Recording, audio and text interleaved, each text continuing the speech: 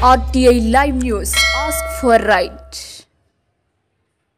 భద్రాద్రి కొత్తగూడెం జిల్లా అశ్వరావుపేట పట్టణంలోని రింగ్ సెంటర్లో ఉన్న మసీద్ కాంప్లెక్స్ దుకాణాలను డ్రైనేజ్ నిర్మాణం పేరుతో తొలగించారని ముస్లిం కమిటీ సభ్యులు ఆందోళన నిర్వహించారు.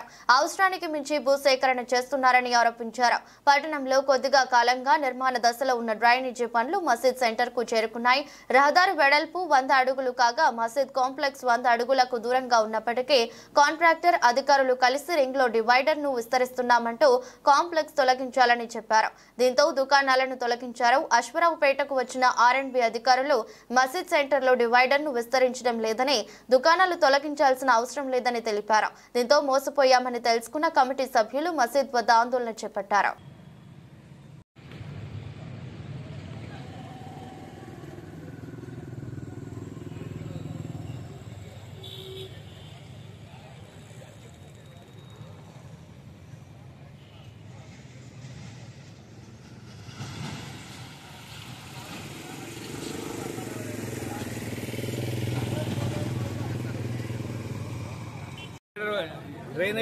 డ్రైనేజీ కోసం అని చెప్పి ఇక్కడ మసీద్ కాంప్లెక్స్ మొత్తం మొదలు కొడుతున్నారండి.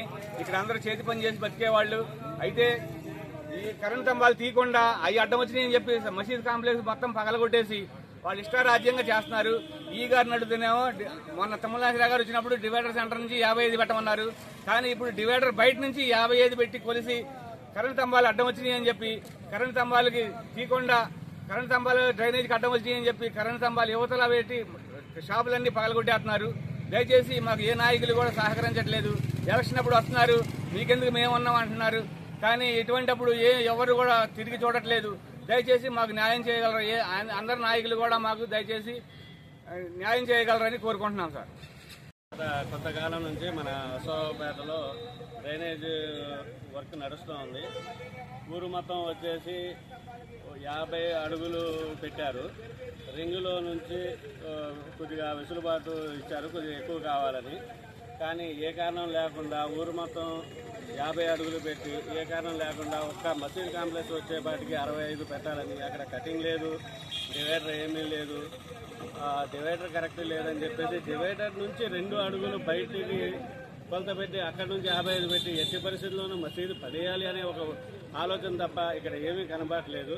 కాబట్టి దీని గురించి పై అధికారులు ఒకసారి వచ్చి కలగజేసుకొని చూసి అందరికీ అశ్వరావుపేటలో ఎలా కొలిశారో మాకు కూడా అలాగే డివైడర్ సెంటర్ పాయింట్ నుంచి కొలిసి దానికి ఊరు మొత్తం ఎలా చేశారో అలాగే 50 అడుగులు పెట్టి మాకు న్యాయం చేయాలని చెప్పి మేము కోరుకుంటున్నాం.